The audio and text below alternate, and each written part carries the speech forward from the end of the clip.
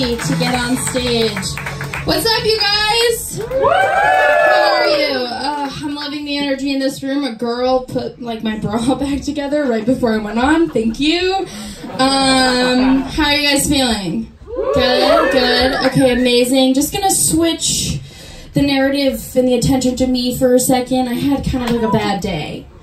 Yeah, had sort of like a medium bad day.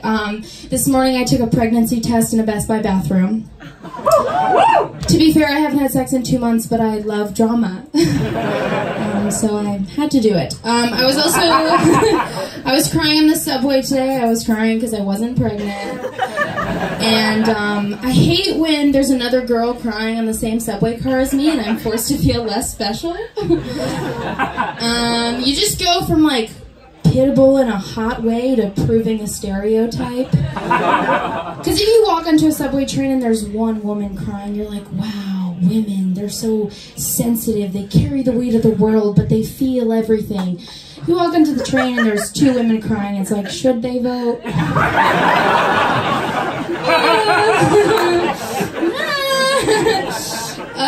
I'm trying to find out like the type of guy that I'm into because I was looking at the lineup and they don't all have like glasses or hats.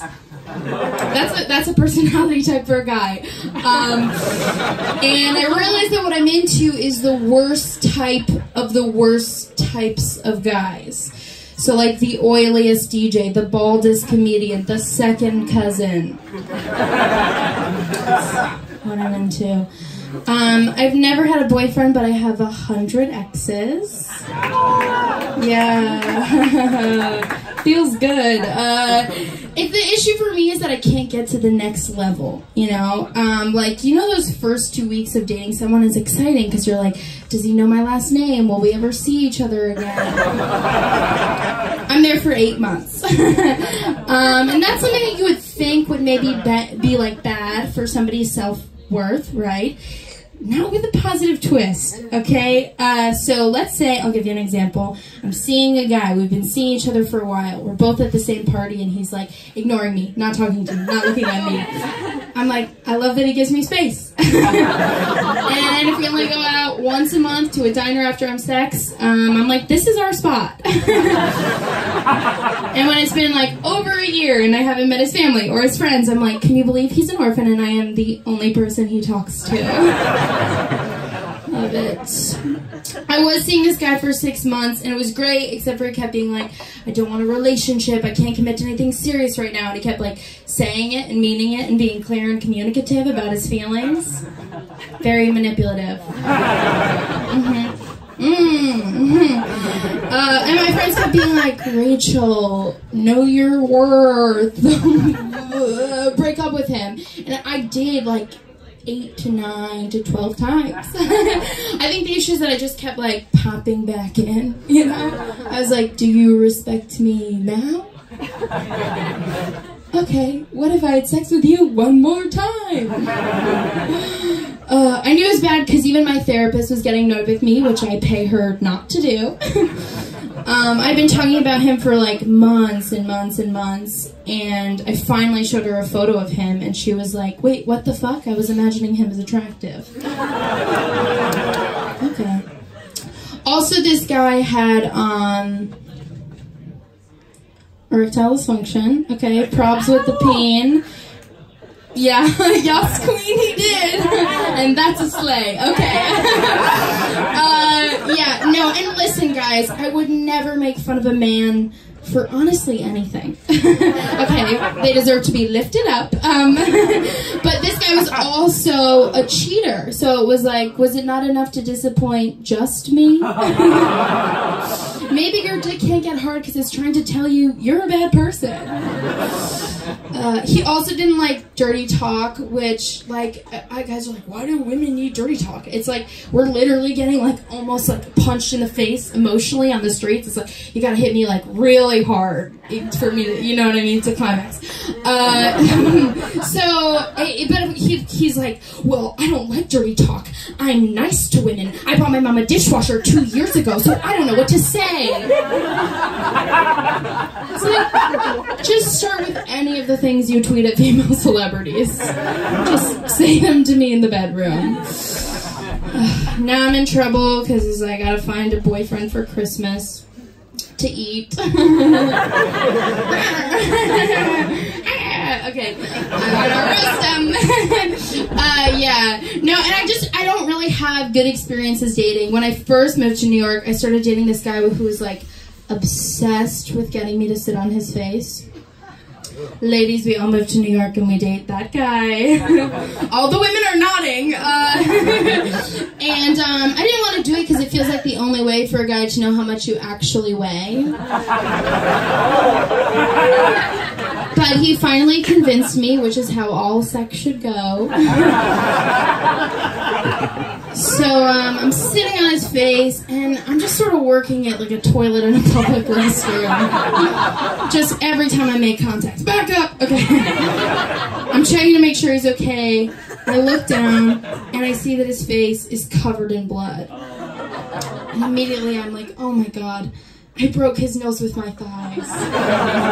Now I'm crying because I feel heavy. He was like, no, don't worry, Rachel, you just got your period. But I was raised Catholic, so I didn't even know guys knew about periods. We stopped hanging out. We stopped hanging out immediately. Weird. Yeah. I started taking an intro to pole dancing class because I will do anything to cure my mental illness except for something that could actually work. My therapist was like, you need to go on anxiety meds. I was like, you need to go on anxiety meds. I need to take an intro to pole dancing class.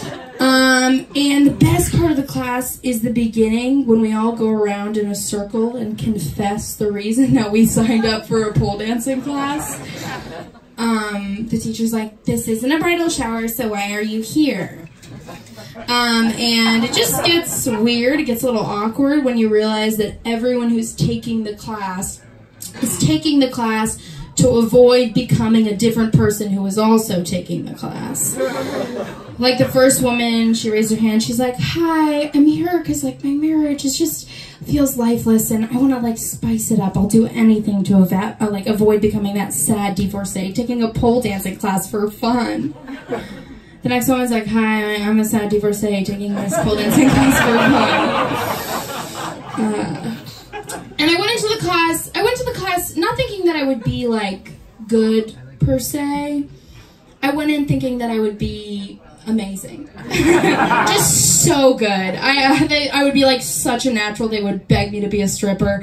I'd be like, sorry, I can't waste my acting degree, but I will dance for family and friends. And not the case. I like touched the pole and the teacher was like, you're terrified of your sexuality. I was like, maybe because it's incredibly powerful.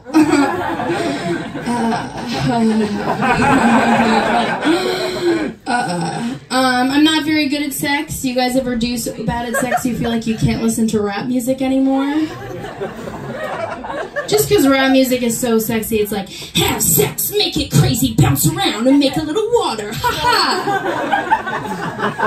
I can't do that, okay? I feel like they should make edited versions for people like me, like, hey girl, get on the ground, try your best. If nobody comes, it's sort of like everybody coming if you really think about it.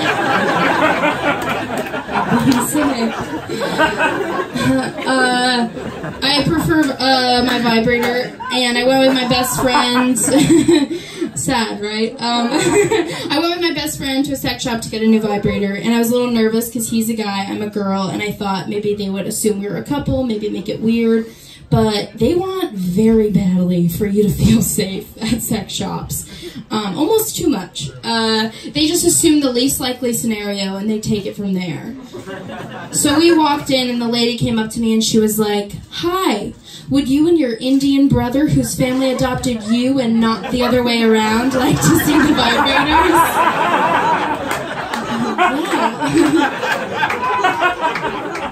Okay, last thing.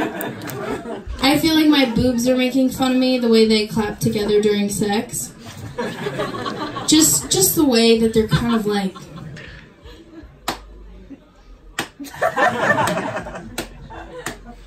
Well, well, well. Alright, thank you guys so much! Have a good night!